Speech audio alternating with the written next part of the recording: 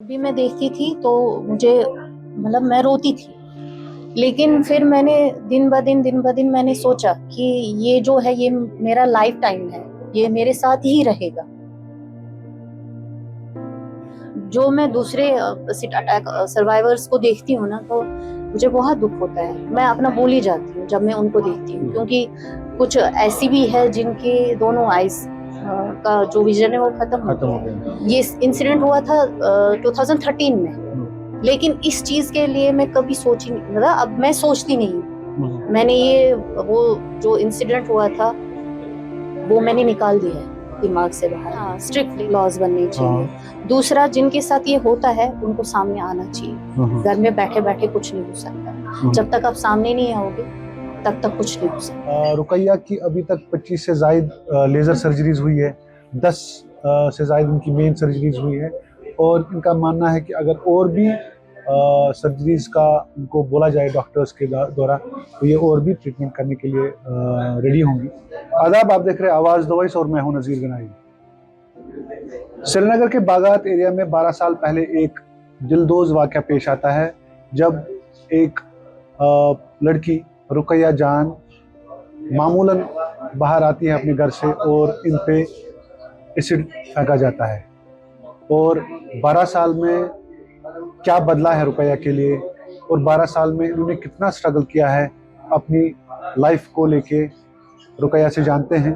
और रुकैया की इस स्टोरी ऑफ रेजिलियंस और स्ट्रगल को आप तक हम पहुंचाते हैं और रुकैया से बात करते हैं। रुकैया, बहुत बहुत शुक्रिया। अस्सलाम वालेकुम। अस्सलाम वालेकुम। अब 12 साल पहले जब ये वाक़या पेश आया, तो मामूलन आपकी ज़िंदगी क्या, इससे पहले ज़िंदगी तो बदल गई उसके बाद, तो उससे पहले आपका क्या मामूलन रहता था? मैं एक प्राइवेट स्कूल में जॉब करती थी। हाँ। तो बस वही रूटीन था, घर से स्कूल, स्कूल से घर। तो फिर उसके बाद जब ये हुआ तो उसके बाद तो काफ़ी चेंजेस आ गए, क्योंकि जब ये एसिड अटैक होता है तो ये कुछ वो मामूली चीज़ नहीं है। इस अटैक से हमारे घर वाले भी, उनके ऊपर भी, ये मुझ पे नहीं हुआ था, ये मेरे घर वाले, हाँ, उन पे हुआ था। तो स्ट्रगल भी मैंने बहुत किया है और सीखा भी बहुत है इन 12 सालों में। और ऊपर वाले का शुक्रिया अदा करती हूँ कि उन्होंने मुझे इस चीज़ के लिए चुना, क्योंकि इसमें मेरी बेहतरी थी, है और होगी इंशाल्लाह। और आप खुद बागात एरिया से हैं जो श्रीनगर में वाक़या है, और जब आप सुबह निकल रही थी तो क्या उस वक्त आप कहाँ के लिए निकल, स्कूल के लिए निकल रही थी? नहीं, ट्यूशन सेंटर के लिए जा रही थी, क्योंकि उन दिनों ये विंटर वेकेशन हुआ था। स्कूल के ही बच्चों को पढ़ाने के लिए जा रही थी। अच्छा रुकैया, इसके बाद भी आपके सानिया के बाद भी, आपके वाक़या के बाद भी कई सारे ऐसे एसिड अटैक्स खासतौर से श्रीनगर में हुए। जी। और जो विक्टिम्स थे, कुछ लोग तो घर पे ही बैठ गए, कुछ लोग का ट्रीटमेंट भी नहीं हो पाया। और कई लोग ये कहते हैं कि रेजिलियंस बहुत इम्पोर्टेंट है इसमें। आपने जो दिखाया रेजिलियंट, आपने अपना दिखाया कि मैं उठ खड़ा हो सकती हूँ और मैं इसको फाइट कर सकती हूँ। तो आपने ट्रीटमेंट कैसे स्टार्ट किया अपना? ट्रीटमेंट मेरा स्टार्ट कैसे हुआ था, तब तो हमारी जो करंट गवर्नमेंट थी तब, तो उन्होंने काफ़ी हेल्प की मेरी स्टार्टिंग में। तो जब मैं 1 महीना वहाँ पे थी, हॉस्पिटल में एडमिटेड थी, तो उन्होंने वहाँ के सारे खर्चे उठाए थे। और फिर उसके बाद मुझे कंपनसेशन के तौर पे मुझे ये जॉब तो आप इस वक्त बाज़ाब्ता डिपार्टमेंट ऑफ स्कूल एजुकेशन में बस वैसे तो टीचर इस वक्त आप तैनात हैं।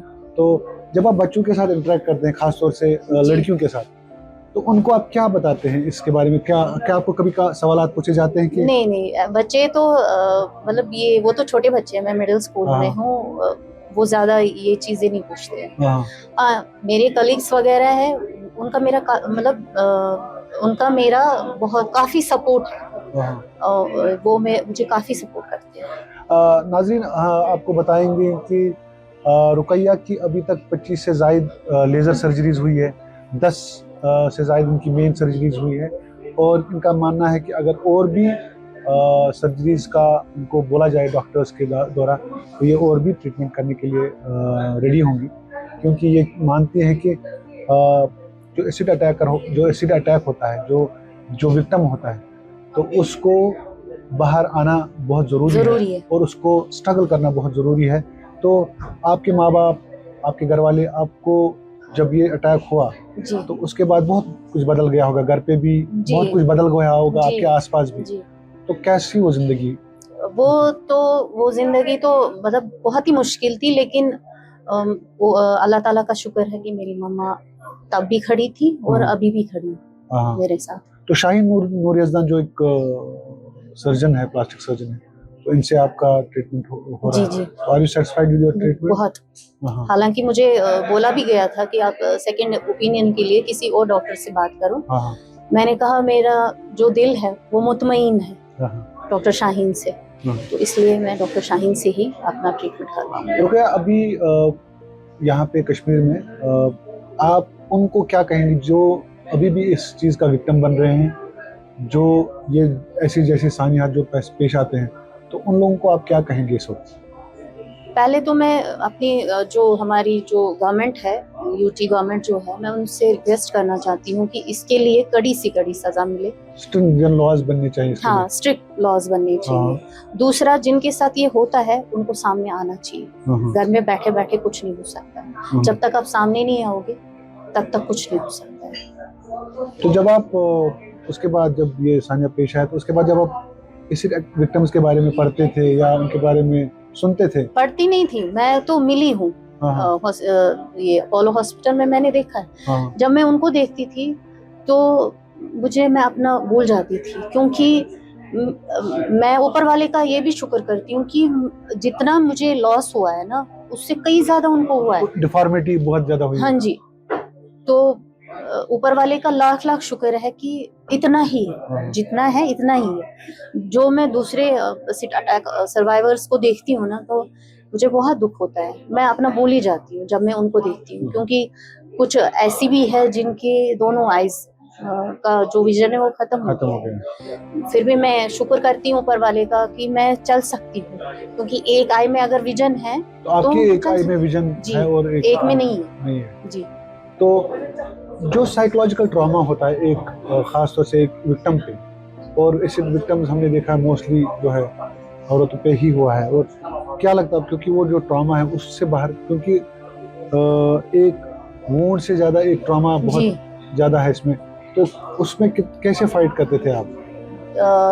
2 साल तक मैंने मेरा देखा ही नहीं, क्योंकि जब भी मैं देखती थी तो मुझे मतलब मैं रोती थी।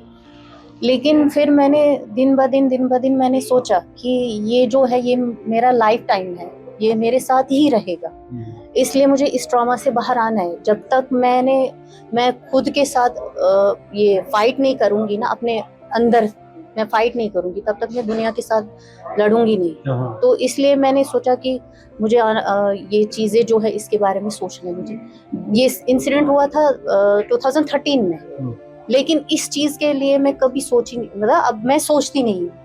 मैंने ये वो जो इंसिडेंट हुआ था वो मैंने निकाल दिया है दिमाग से बाहर। वो चीजें मैं क्यों फेंका गया था एसिड आपको? वही आपको पता है कि ये फोर्सफुली बोलना कि शादी करो।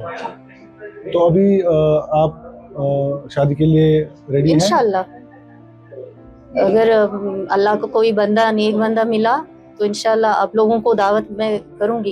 इंशाल्लाह रुकैया, हमारी भी ये दुआ रहेगी कि आप अपनी ज़िंदगी जो है बिल्कुल अच्छे तरीके से और नेक तरीके से गुजारे, और हमारी भी दुआ रहेगी कि आप खुश रहे, आबाद रहे, और जो बच्चों को आप जो प्रोफेशन आपने फाइनली चूज किया है, आप नेशन बिल्डर हैं, आप बच्चों को पढ़ाती हैं, उनको सिखाती हैं, और उनको भी चाहे वो लड़कियां हो या लड़के हो, दोनों को आप ये सिखाएं कि विक्टिम बनना जो है कभी कतई आप बर्दाश्त न करें और उसके लिए लड़ें। बहुत बहुत शुक्रिया थैंक यू हमारे से बात करने के लिए।